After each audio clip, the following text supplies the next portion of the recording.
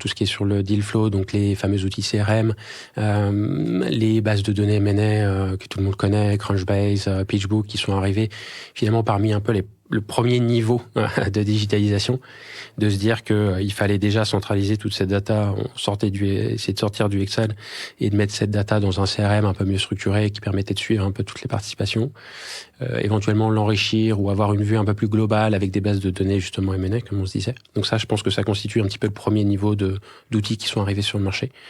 Il y en a plein, eFront aussi, qui a été créé par un Français qui est revendu à BlackRock.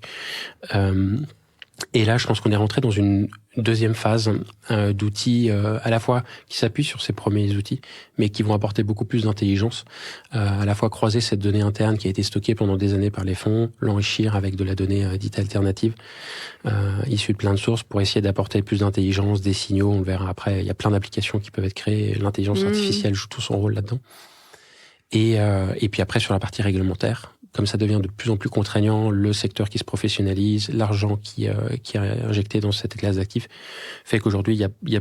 plus en plus d'outils qui, justement, ont vocation à automatiser ou faciliter toute la partie réglementaire. Ouais.